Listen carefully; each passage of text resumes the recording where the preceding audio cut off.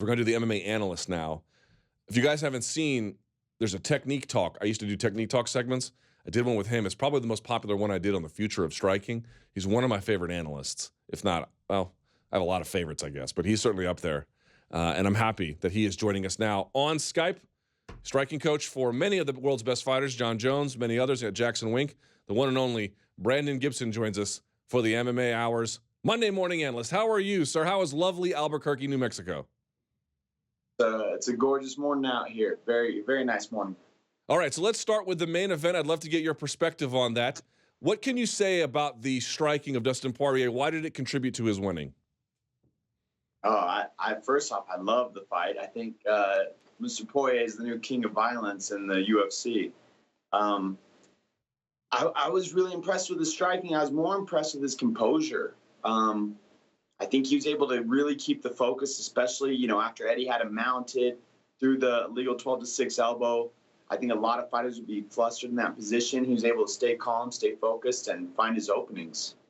What do you make of that southpaw right-handed position? He did switch stance a little bit, but everyone says the key is you have to have your lead foot on the outside of theirs. Is that really true? Like in every scenario, do you want that, or can that vary a little bit?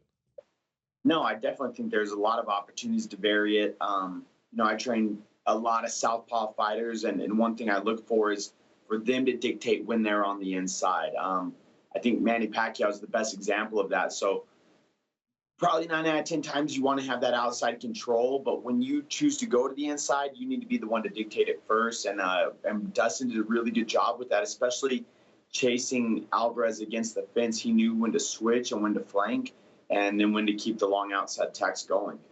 What is your view on stance switching, right? Because some fighters do it a lot. Some fighters do it just a little bit. We saw a little bit in this fight. I don't know that it played necessarily a big role, but if you have a southpaw fighter, would you recommend stance switching more or less, or does stance or original stance, does that not matter? Sure. That open stance compared to the closed stance, so the open guard would be the southpaw orthodox stance.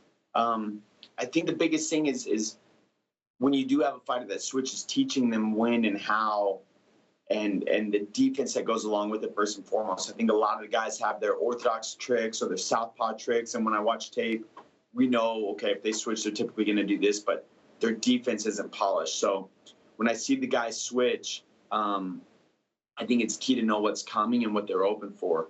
I have a lot of fighters that switch stance, Jon Jones being probably the first and foremost, but we see it a lot out of Condit.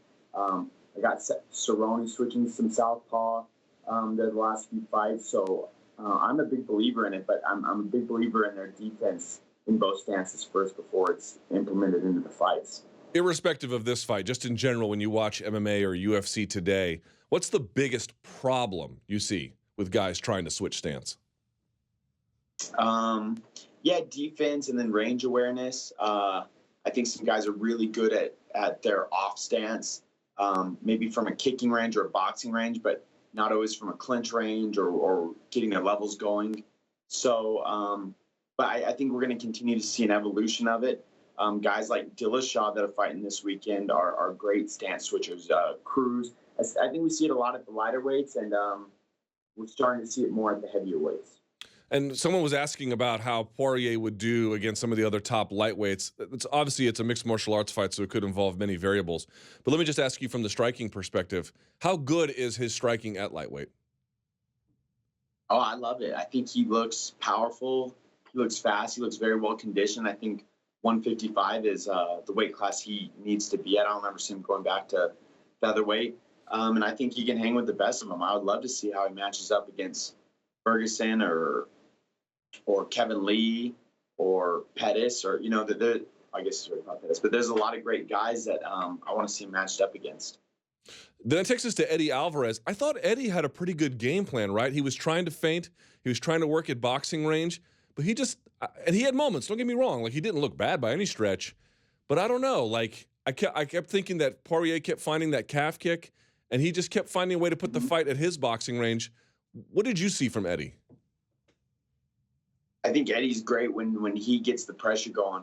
When he gets his opponents to the warning track, he's very dangerous.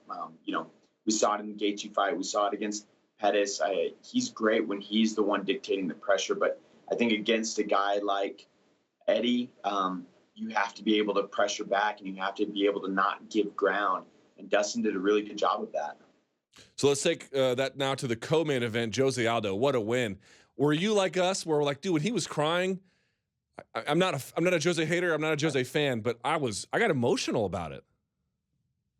Absolutely. He's such a storied champion, and to see these guys, recapture a bit of their glory and solidify their legacy that much more, it's inspiring. And I was happy to see Andre Pinaderas, his coach, so emotional as well. I know it's a long road to get back to those moments. So, that's some of the stuff that makes the sport so great. So then for him, the leg kicks were there a little bit. Daniel Cormier had noted he had kind of gotten away from them, but they had a role here. But if I had to ask you why Aldo won, yes, the answer is the body shot. But was there a way from your perspective to see how he set it up?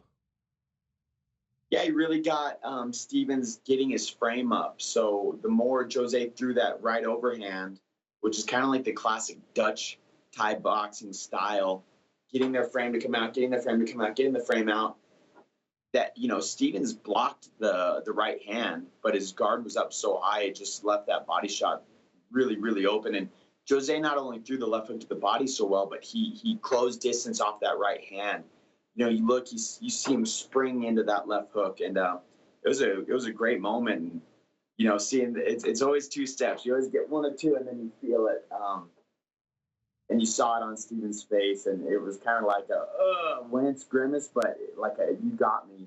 And the story was all over after that. It's crazy. Like Jeremy Stevens is like psycho tough. That pain, it must be so bad that mentally, I'm sure he wanted to keep going. His body was like, I've had enough. Is there any way for folks who've never felt that? Can you describe what that pain is like? Yeah, it's paralyzing. It's not the initial impact. You're good off the initial impact. It's 1-2 seconds later, and then you can't move at all. In the gym, I don't like to see guys get hit hard in the head. And I think it's a famous coach move that when the young guy comes in and is going real hard and ultra aggressive, you just give him a liver shot to settle him down. Fair enough. What did you see from Stevens there? He had a couple of moments where he was backing Aldo up. I thought that was the right game plan, but why didn't it work out in the end? He just needed more time, or was there something else you saw? I thought Jeremy did a really good job. He was firing leg kicks. He was aggressive. He was pressuring Jose. He wasn't giving him a lot of respect. Jose was just able to create the opening. I think Jeremy got his feet planted a little too much, let Jose go first, and that's all it took. I've been really impressed with the streak that Jeremy's been on. He's been in a lot of wars coming up to this. He's absolutely shown his toughness and his grit. Jose just was able to create the opening. And so for folks who have been asking how he looked, here's what I'm going to say, Brandon. I don't think he looked chinny, and I don't think that's fair to say. Plus, Jeremy Stevens is a hard hitter, and he landed a clean uppercut on him when he was against the fence, and Aldo was okay. But I do think I saw just a tick of all the accumulated damage slowing him down a bit. So I still think Aldo is a very, very high-level contender, but I'm not sure he's not the Aldo of old. I agree with you on that. I think it shows how great Max Holloway is to be at the level he's at and to have these victories over all of these amazing featherweight contenders. But yeah, Jose showed some age. There's no doubt about that. I thought early on, it looked like he got rocked. He got slowed down. He's still young in this sport. I think if he can continue to evolve his style, he'll still have a few years left. I just don't know if his style is the kind that could evolve that well. Anything else on that card that stood out to you from your perspective? I was happy to see Joanna win. It was kind of a bit of a lackluster fight, but I was happy to see her with her hand raised. And I think the great fight on the card was Ross Pearson, John McDessie. Yeah. I love that fight.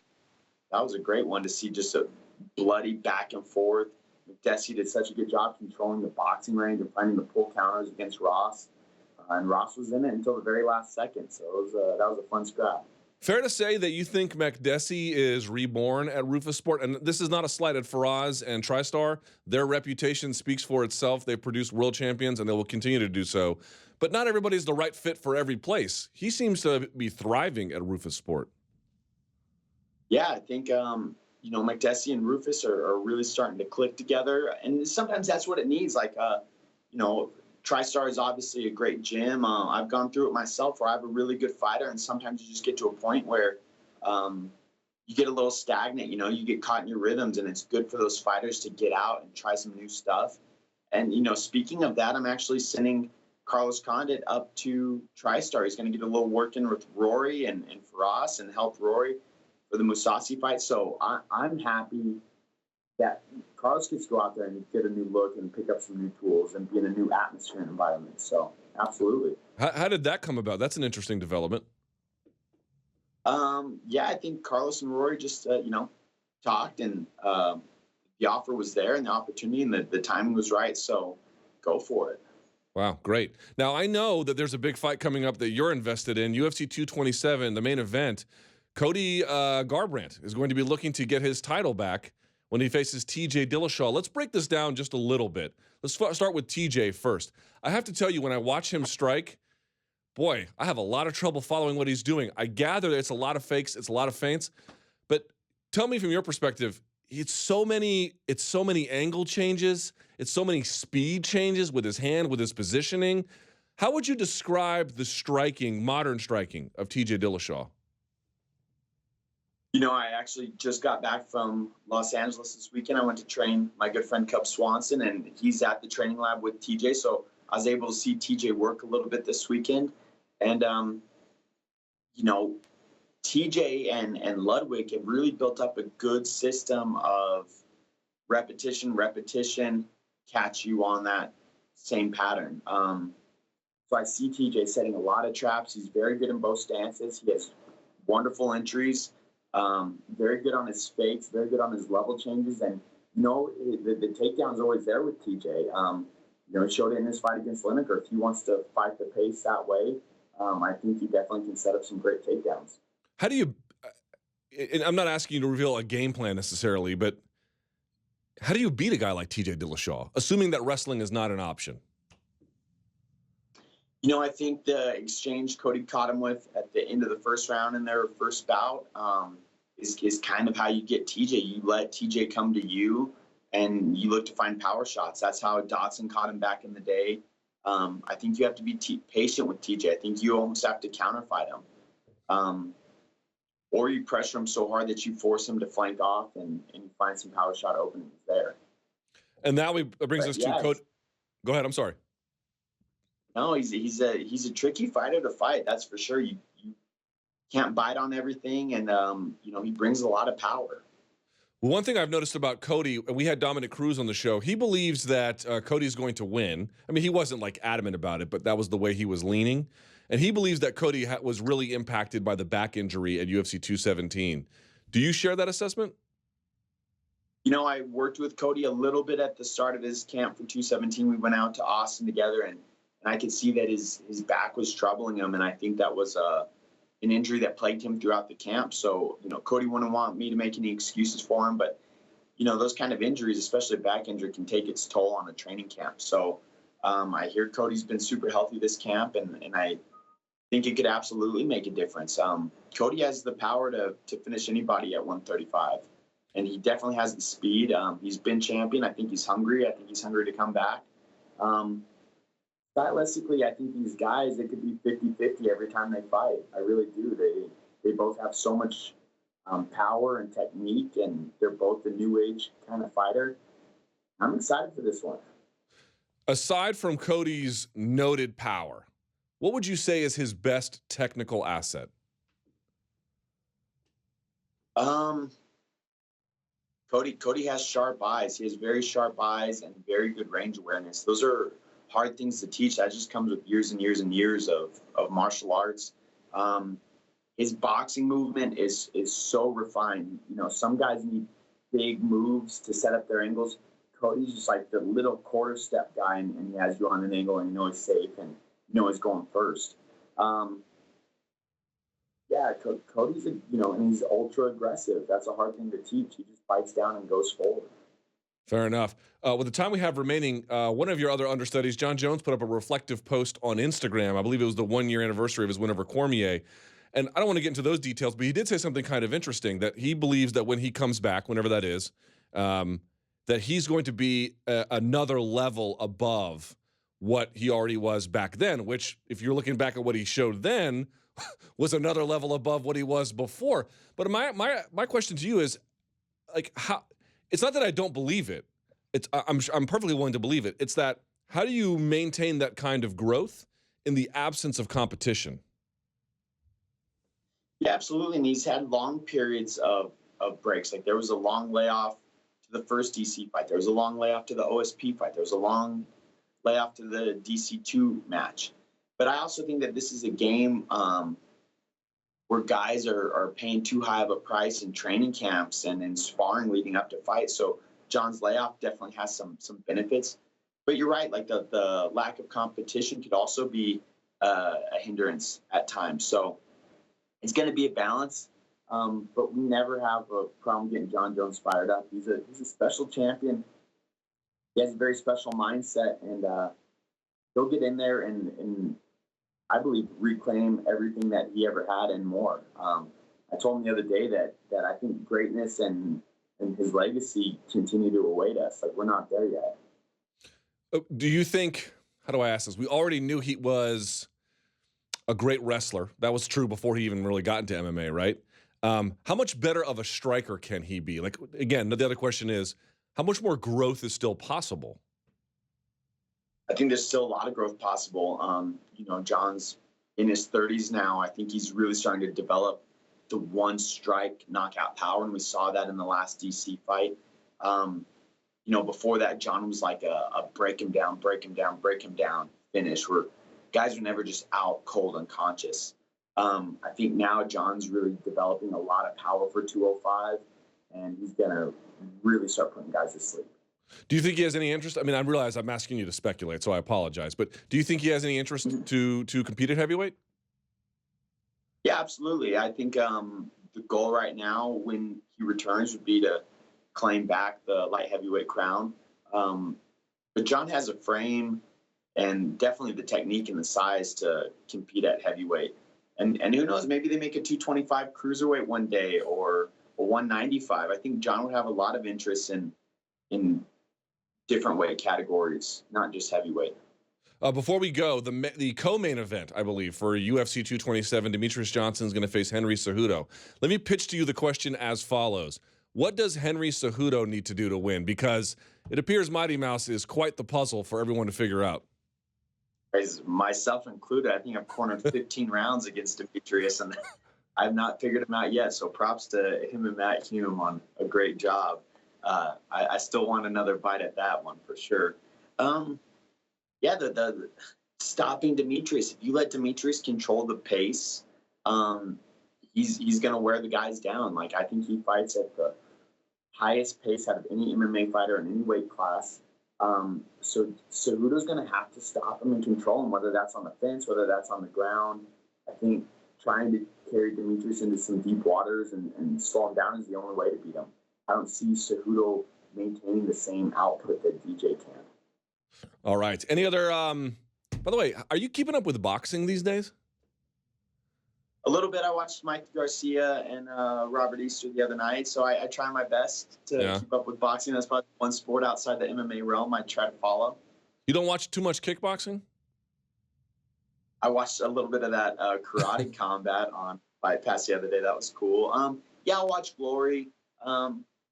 But as far as like outside, I mean, if I was watching college football on a Saturday, I think my wife would lose her mind. Like, I'm already so enthralled in sports as it is that there's not too much time for recreational sporting opportunities.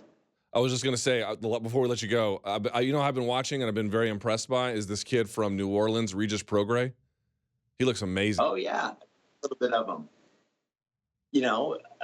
I'm excited for boxing right now. I think they're really starting to develop a lot of stars. Everybody in MMA loves Lomachenko. I love the power of Canelo. I love the slickness of Triple G. I love the ferociousness of Wilder.